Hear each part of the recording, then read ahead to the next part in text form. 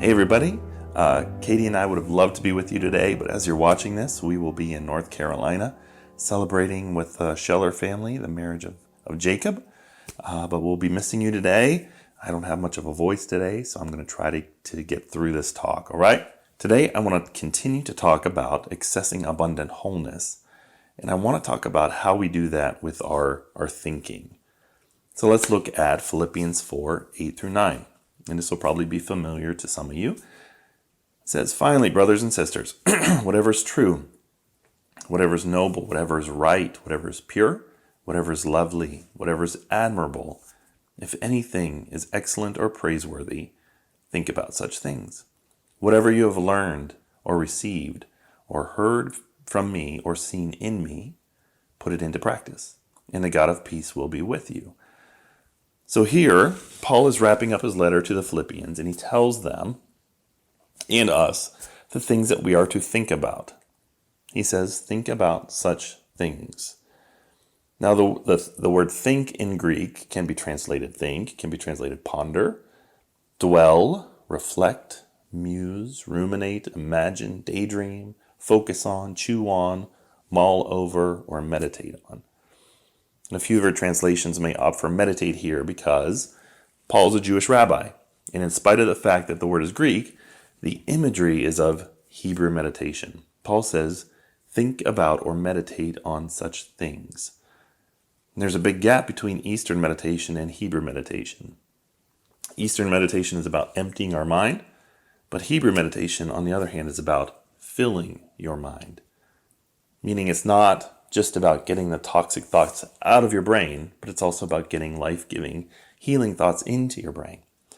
Paul is calling the Philippians, as well as you and me, to fill up our minds. With what? Well, Paul lays out a list of the kinds of things you and I should think about. And here's a plan. Let's work through the list one by one. That sound okay? I'm assuming you all think that is okay. Okay. Here we go. The first thing Paul says to think about is whatever is true. And the original meaning there is that which corresponds to reality, which I think is interesting because Paul, just before this, talked about anxiety. In Philippians 4:6, he says, "Do not be anxious about anything, but in every situation, by prayer and petition, with thanksgiving, present your requests to God, and the peace of God, which transcends all understanding, will guard your hearts and your minds in Christ Jesus." Anxiety is all about what is untrue. Am I right? It's all about the what ifs. It's all about hypotheticals. What if this happens? What if that?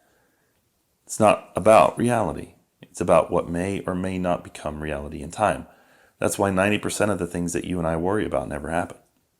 We toss, we turn, we think, we worry, we fret, we bite our fingernails, and 90% of the stuff never actually happens. Why? Because it's hypotheticals, it's not reality. Paul says you should think about what is true about reality, not about all the hypotheticals and the what ifs and the fear about the future. It's one of the many reasons that you should read the scriptures every single day.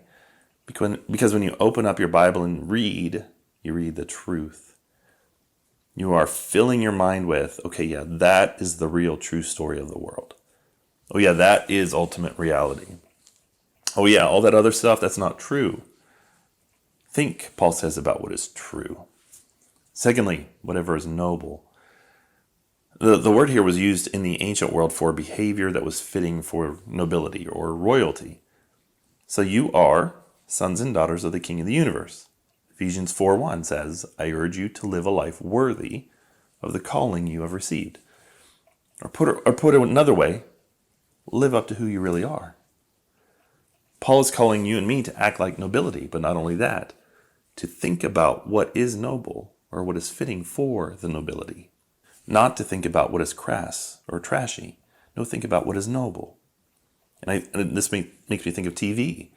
The average American spends 4 to 5 hours a day watching TV. That's average, 4 to 5 hours. And so it's basic mathematics. If you're reading the scriptures for 10 minutes a day and you're watching 4 to 5 hours of TV a day, which one do you think is going to form how you think about the world? It's not a trick question, right? Paul says, get the junk out of your thought life. Think about what is noble. The next one on the list is think about whatever is right. Or quite a few translations opt for just because the word in the Greek can be translated righteousness or justice. Early on, the Greek word was used for weights and measurements in a market. What was right and just was the right standard of the right unit of measurement. So because it was as God intended. So the word is also used in imagery from the Garden of Eden before there was unrighteousness, before there was injustice. So the world was pristine and beautiful. The world as God intended. Paul says, listen, that's what you should think about. Not all the things that are wrong in the world. The world is filled with injustice, absolutely. But the world is also filled with what is right. Think about what is right. So, let's talk about the news media. The news media feeds off what is wrong with the world. And it is dead set on disunity. Dead set on disunity. Why? Because the angrier you can make people, the faster they will click on news that justifies their position. They are a for-profit business. Anger and disunity are a business strategy for them. Have you noticed that the people that watch the most news media are also the angriest people? Is that coincidence? And I'm well aware that there's a bunch that's wrong with the world, but the news media is not an accurate representation of reality. And it's easy to get sucked in and to start believing the lie and forget about what is right and what is just in the world. The fact that Jesus is the King of the universe and his kingdom is spreading. Case in point, there's less violence in the world today than ever before in world history. Yet, so many people, in particular in the West, think the world is falling apart at the seams because we have more access to violence in the world than ever before. Every single year, in this way, the world is getting more in line with the kingdom of God. But it's easy to get sucked in. Paul says, no, think about what is right. We are here to fight injustice as followers of Jesus. Yes, there's a time and a place for all that. But think about what is right or just. Next up on the list is pure. The word pure in the original language means not mixed or adulterated with any other substance or material. Your mind should be pure. It should not be mixed with sinful thoughts, no lust, no fantasy, you married couples, men and women, no pornography, no anger and bitterness and unforgiveness, replaying in your head. Don't raise your hand, but how many of you do that? You replay a conversation. You replay an event over and over from a year ago or from a decade ago. Get all that junk out of your mind. Think about what is pure, what is not mixed with sin. Next on the list, he says lovely. Can be translated beautiful or pleasing. That feeling you get when you see a beautiful work of art or a beautiful building or mountains or the ocean. That feeling you get when you taste good food or drink good coffee or you listen to good music or you're with your friends and family. When you just do what you love. Like our family loves to take walks. We walk around our little neighborhood. And some of our favorite times to walk are when it's a little bit rainy. Right? We put on our hooded jackets and we walk around for a while. Then we come home and we have coffee and hot chocolate. We love that. There's a feeling to that, right? You know that feeling? That is the idea. That's lovely. Paul says, think on what is lovely, what floods your soul with emotions of joy and peace. Not on what is ugly and displeasing and floods your soul with anxiety and depression and sorrow. And yes, there's a time and a place for sorrow, sure. We live in a broken world, but as a general rule, think about what's lovely. And he goes on, think about what is admirable. It can be translated a good report or well recommended. So if somebody were to ask you, what are you thinking about right now? And you were to say, I'm thinking about ... Could they say, oh, really? I hear that's great. I hear great things about that. Or would they say, really? You're thinking about that? Why? That's lousy. Right? Paul says, think about what is admirable. Two more. He goes on. He switches from adjectives to nouns, and he says, if anything, or if there is anything in the world that is excellent. Now that word excellent is a word used by the ancient philosophers for virtue. In fact, a better translation is virtuous. To the ancient Greeks, virtue was excellence of character. It was a life well done. So he says, listen, think about a life well lived. What's that look like? And then last on the list, he says praiseworthy. And that's pretty self-explanatory. Anything that is deserving of praise. So what if I were able to take your thought life right now and put it up on a screen for all to see? Could people watch your thought life play out and say, that's praiseworthy? Oh my gosh, that is true, that is noble, that is right. That's praiseworthy. That makes me want to worship God. That's praiseworthy. What do you think about the future? Oh wow, that's praiseworthy. Let's worship the creator of life. Is it praiseworthy? That's what your mind should be filled with. Paul says, think about what is praiseworthy. Whatever is true, whatever is noble, whatever is right, whatever is pure, whatever is lovely, whatever is admirable. If anything is excellent or praiseworthy, think about such things. Paul is calling you and me to look out on the world and to celebrate the goodness of God in all of creation. What is interesting is that one of the first things that scholars point out in the text is that in the list of true, noble, right, all these things, there's nothing in there that is distinctively gospel. I mean, there's nothing in the list that could not have been ripped right out of an ancient book of virtue. There's nothing that is distinctively Christian, per se. What does that mean? That means that Paul is calling you and me to celebrate the goodness of God in all of creation, not just in the church, but wherever you find it. To look out on the world and see the fingerprints of God all over the place in science and medicine, in art and architecture, beauty and in fashion and food and drink, love and romance and children and in family, to see the goodness of God everywhere you look. The world is teeming with the beauty and the generosity of God. Am I right? But it's easy to forget that. It's easy to walk through life oblivious to the goodness of God all around you. To walk through life blind and deaf to the screaming voice of the goodness of God in creation.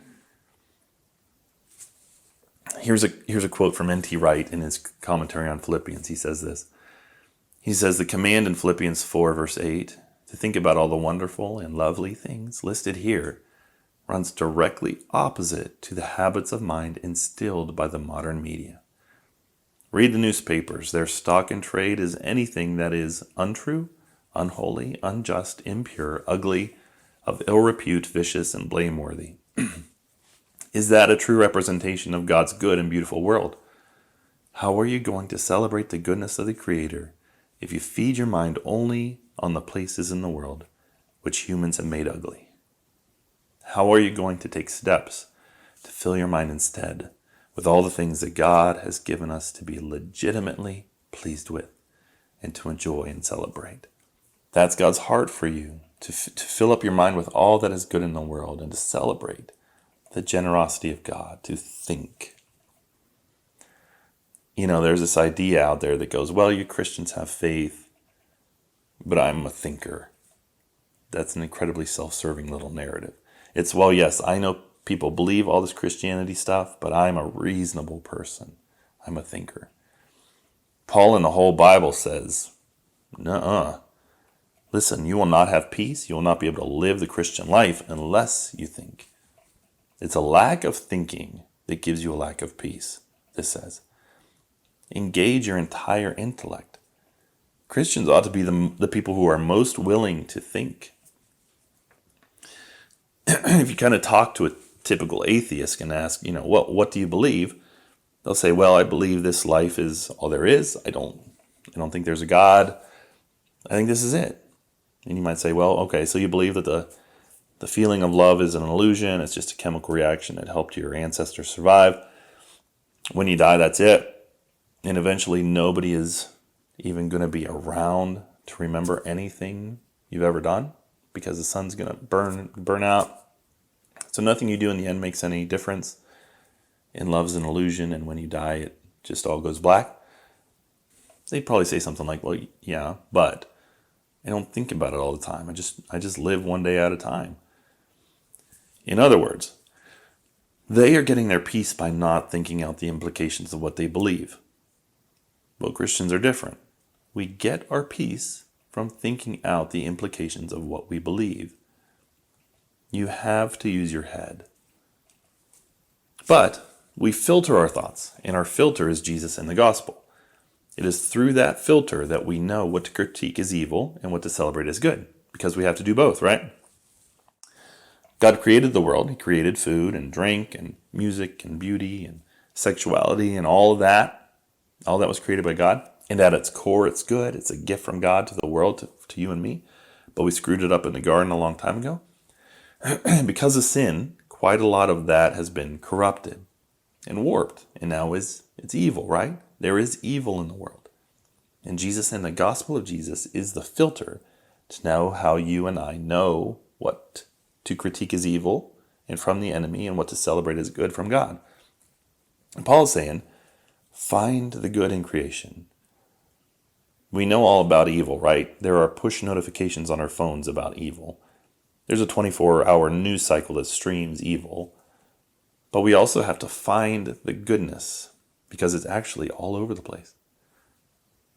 And the last thing Paul says is, if you do, the God of peace will be with you. Notice there's a connection between how you think and peace. Or put another way, there's a symbiotic relationship between your thinking and your feeling. That is true not only theologically from cover to cover in the scriptures, but scientifically that is how the human body is hardwired by God. What starts in your head, your brain, your thought life, your imagination ends up in your heart, in your feeling, in your emotions, and what you and I call the soul. Right? If you think about what is true and noble and right and pure and lovely and on down the list, well then, the God of peace will be with you. But the bummer is the exact opposite is true as well. If you think about what is untrue, what is impure, what is ugly in the world, what is blameworthy, well then you're going to be filled with anxiety and fear and anger and doubt and darkness. Because your thinking and your feeling are interconnected. That's the way God made you. The life of the mind is central to the way of Jesus. In fact, Jesus said the greatest commandment, all the Torah or the scriptures of Jesus' day, was to love the Lord your God with all your heart, all your soul, all your what? Mind, and all your strength. You love God, yes, with your heart and with your soul, but also with your mind, your thinking. You love God by learning. You love God with your thought life, with a mind that is filled up with what is right and true and noble, what is beautiful in the world. This is one of the ways that we access abundant wholeness. Your mind is either an act of worship to God or it's an act of rebellion against God, one or the other. Is it filled with what is true and noble and right and pure and lovely and admirable and excellent and praiseworthy? Or is it filled with all the other stuff? Is it filled with hope and optimism and faith and trust? Or is it filled with fear and negativity, pessimism, and anxiety? What ifs about the future and cynicism? Is it filled with love or is it filled with bitterness and hate and rage? What's in your mind? There's a line in Proverbs that says, as a man thinks in his heart, so he is. It was FDR who said, men are not prisoners of fate, but prisoners of their own minds. So much truth in that. Some of you are literally prisoners of your own minds. And this weekend, to be honest, I'm speaking on my weakness, not out of my strength. I'm introverted by nature, which means I'm in my head all the time. And that's not always a great thing. And God's been speaking to me about the cynical kind of patterns in my thought life that are broken, that are not right, that are anything but true and noble and right and pure and lovely. There's a line that sticks out to me from Paul's letter to the church in Corinth.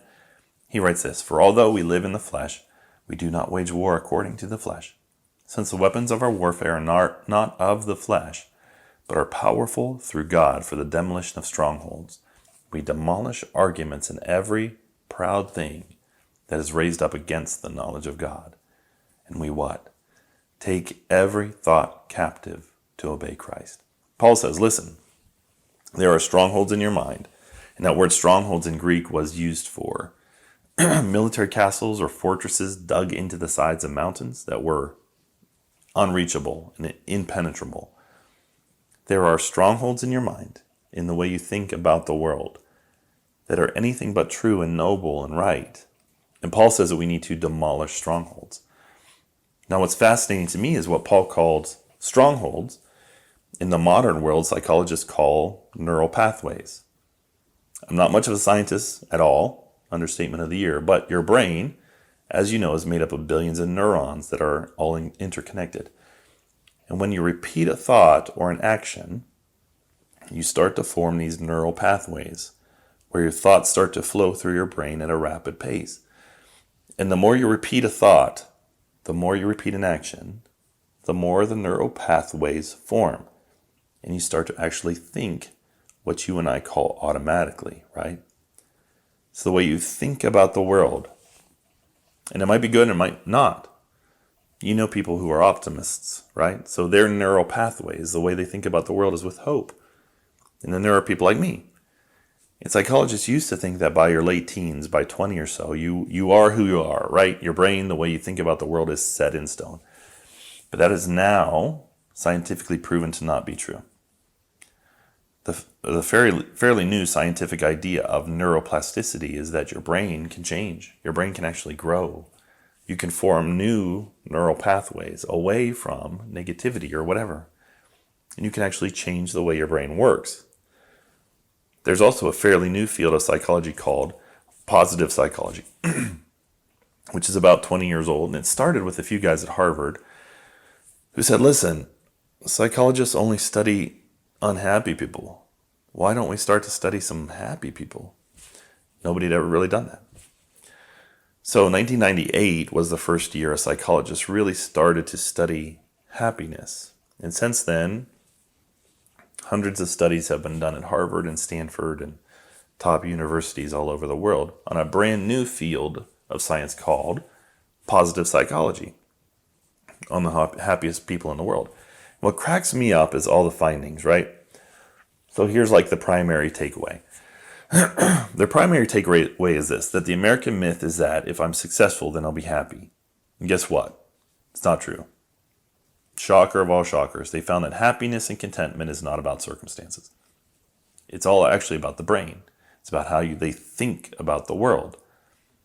So after hundreds of scientific studies on the happiest people in the world, here are the 4 takeaways for how to rewire the brain to think better.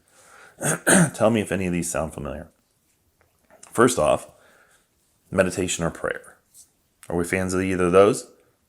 Yes, Hebrew meditation, not Eastern, but yes. Set aside time, take a deep breath, think and pray to the living God. Secondly, gratitude.